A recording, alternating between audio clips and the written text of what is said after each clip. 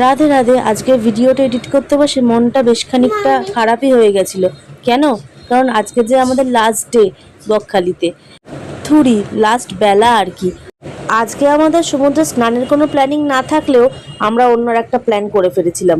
ওখানে একটা খুব জানামানা মা বনবিবির মন্দির আছে, সেখানে যাওয়ার। আর আমাদের তো যেমনটা ভাবা তেমনটাই কাজ। এতদিনে তো সেটা জানতেই পেরে গেছো তোমরা। মন্দিরের পথেই যাচ্ছি আর ভাবছি ভগবানের কি অসীম লীলা নাই পৃথিবীর প্রতিটা জিনিসের ওপর। সে যেমন দিন রাতি হোক, আর সামনে দেখতে পাওয়া জোয়ার ভাটাই।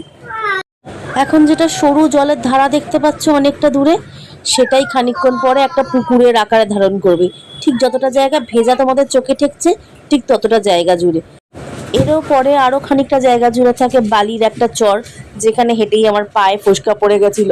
তারপরে গিয়ে সমুদ্র, বুঝলে। কিন্তু দেখে মনে কি হচ্ছে, এখন দেখে পুরো মনে হচ্ছে সমান মাঠ, বৃষ্টির জন্য খানিকটা জায়গায় জল জমে আছে।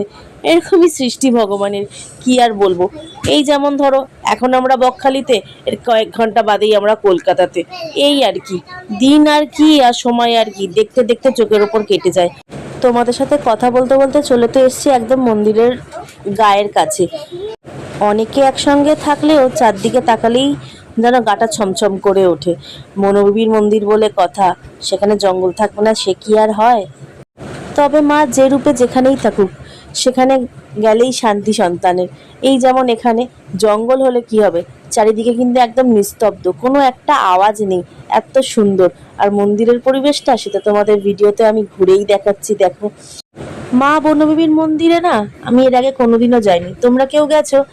এখানে যে একটা বনবিবির মন্দির আছে, সেটা তো আমি কল্পনাতেও ভাবতে পারিনি। আমি তো জানতাম শুধু সুন্দরবনেই মা বনবিবির মন্দির আছে। যাই হোক, মা না টানলে তো আর মায়ের থানে যাওয়া যায় না। মা নিশ্চয়ই টেনেছিল, তাই যেতে পেরেছিলাম। এতখানি ফাঁকা জায়গা পেয়ে লাড্ডুবাবু তো খুব খুশি হয়ে গেছিল। এদিকে ওদিকে ছোটাছুটি করছিল আর ওকে বারে বারে ধরে আনতে হচ্ছিল। লাড্ডুবাবুর সাথে সাথে লাড্ডুবাবুর বাবাও খুব খুশি হয়ে গেছিল, ছুটে ছুটে এদিকে ওদিকে সেদিকে দেখছিল।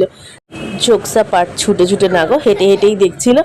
লাড্ডুবাবুর বাবারও প্রথমবার এই বনবিবির মন্দির দর্শন করা। তো যাই হোক, আমরা চলে আসলাম আমাদের সেই দোকানে, যে দোকান থেকে আমরা গতকাল রাতে আর কি ডিনার করেছিলাম। সেই দোকান থেকে ব্রেকফাস্ট সেরে দেখো আমরা টোটোয় উঠে পড়েছি। এখন যাচ্ছি আমরা স্টেশনে। আর স্টেশনে এসে আমরা এরকম ভিখারির মতো বসেছিলাম, কারণ ট্রেন আসছিল না। আর গরমে তো আমার চোখ মুখের দশা আরও দুর্দশায় পরিণত হয়ে গেছিলো, কি বলবো। আর ট্রেনে একটা সিটও পেয়েছি তেমন, আরও জ্বলে যাচ্ছি, পুড়ে যাচ্ছি। কিন্তু এই জ্বলা পড়াটা খানিকটা রিলিফ দিয়েছে লাড্ডুবাবুর এই নাচ। সকালে যেহেতু মন্দির দর্শন করা ছিল, তাই একটু তাড়াতাড়ি উঠতে হয়েছিল। তারপর খানিকটা ঘুমিয়ে নিয়ে সারা ট্রেনে ফুল অন নাচ গান করতে করতে